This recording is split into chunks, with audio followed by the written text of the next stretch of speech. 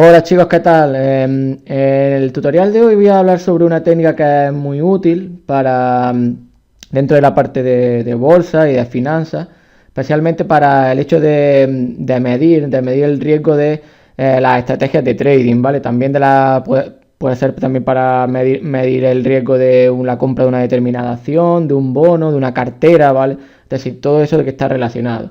Esta medida es el drawdown. Y lo que nos va a medir directamente es la mayor racha de pérdidas que haya tenido esa estrategia o haya tenido esa serie o ese activo, ¿vale? Entonces nos da información, no deja de ser algo que nos da información de qué podría llegar a pasar, ¿vale?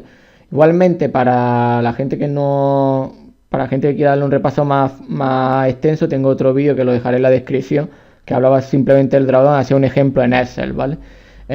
Hoy vamos a hacer un ejemplo en Python, pero antes os quiero mostrar para que veáis un poco al que se refiere el drawdown. Si os fijáis, esto es la curva de una estrategia, ¿no? Una estrategia de trading.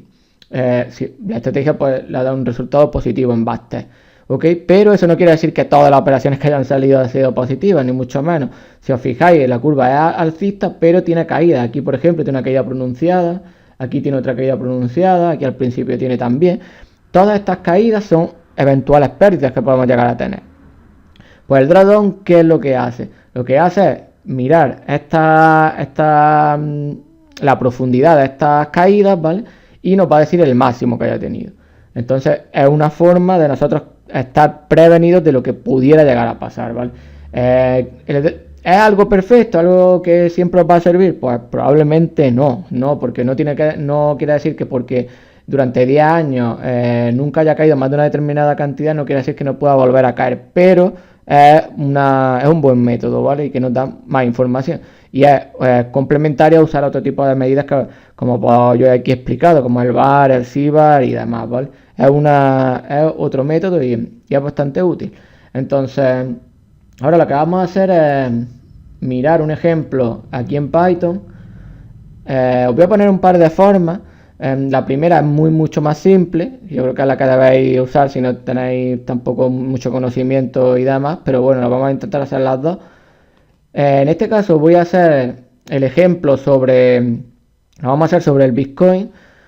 Iba a poneros el ejemplo de una de las estrategias de estas de aquí que tenía para que fuera como justo solo de trading, pero luego he pensado que es mejor hacerlo así de algún gráfico que os podáis descargar directamente de internet sin necesidad de cargar ficheros ni nada. Entonces lo vamos a hacer directamente el Bitcoin, que es igualmente útil, es decir, de una serie financiera vosotros podéis llegar a tener este resultado del drawdown y saber cuánto es la máxima caída que ha tenido en un determinado punto. Entonces es muy interesante.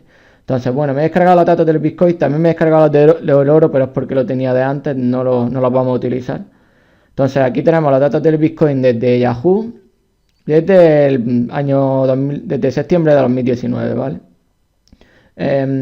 Como veis, pues aquí tenemos los datos de apertura, cierre y el dato medio y el volumen. Nosotros nos vamos a coger los datos de cierre aquí del Bitcoin. Entonces, ahora hacemos el gráfico para que lo veamos.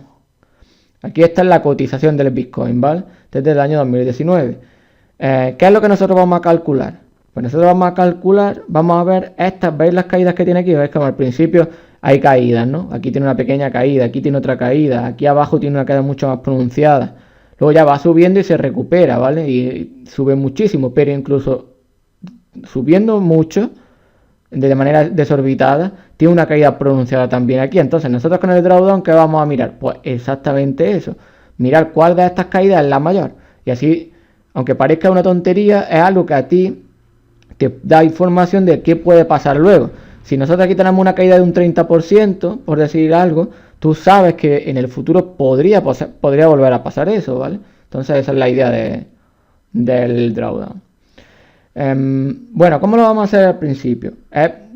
Tiene una fórmula que es bastante simple aquí en Python. Con esta que es QMax vamos a sacar los retornos, ¿vale? Los retornos acumulados y de ahí sacamos el máximo, ¿vale? Simplemente así, con esta fórmula se saca los máximos de esos retornos acumulados, ¿vale? Entonces no tiene mucha dificultad en ese caso. Entonces esto ahora nos los va a seleccionar.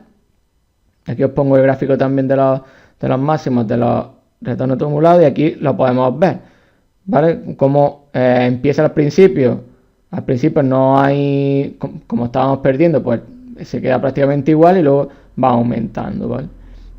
Ahora, ¿qué es lo que tenemos que hacer para sacar el drawdown?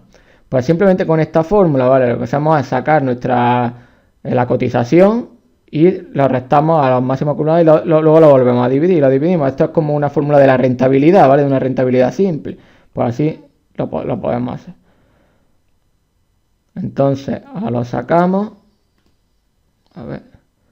Y hacemos el gráfico. Y ahora vamos, este es el gráfico que nos ha salido del drawdown. Como veis, ya el gráfico es negativo todo, ¿vale? Este es el gráfico. Entonces, como ya están todos acumulados, es muy fácil verlo, porque solo tienes que mirarte al pico más bajo de todos estos y ya vas a saber cuál es el máximo.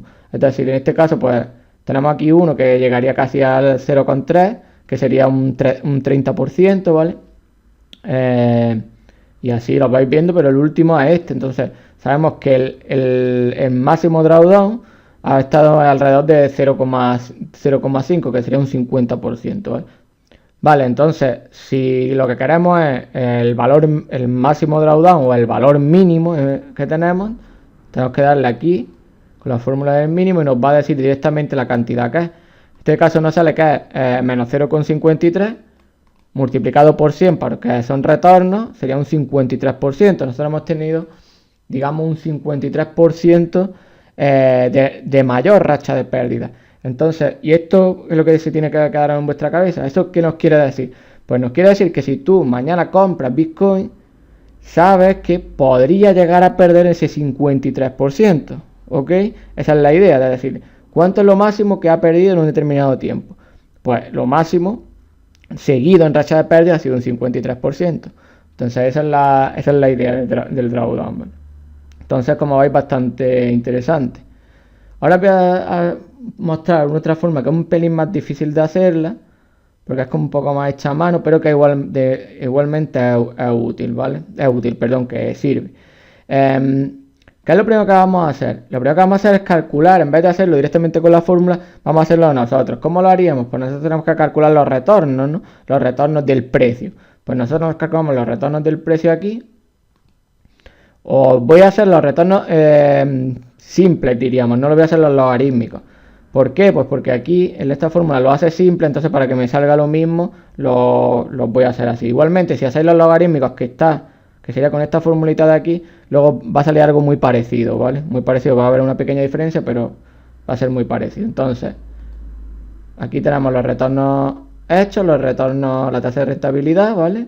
Ahora vamos a hacer el gráfico para que los veamos, y esto serían los retornos, ¿vale? ¿Esto qué pasa? Que antes, en el ejemplo de antes, pues ya te lo hace directamente, entonces todo esto tú no lo ves. Entonces por eso lo vamos a hacer aquí ahora. Entonces, hacemos los retornos. Una vez que tenemos nuestros retornos, lo que vamos a hacer es hacer el producto, con esta fórmula del producto acumulado, y luego ya nos sacamos los retornos acumulados con la siguiente, ¿vale? Hacemos como dos pasos, ¿vale? Sería... Y no sé por qué he puesto aquí por 100. Eso no debería. Bueno, esto realmente no tiene efecto, ¿vale? No le hagáis mucho caso porque eso no tiene ningún efecto a lo que es el resultado final. Y aquí vemos los máximos acumulados, que son los mismos. Es decir, esto es lo mismo que nos salió antes aquí arriba. ¿Veis? Como el mismo gráfico. Es exactamente lo mismo, solo que hemos empezado sacando nosotros los retornos.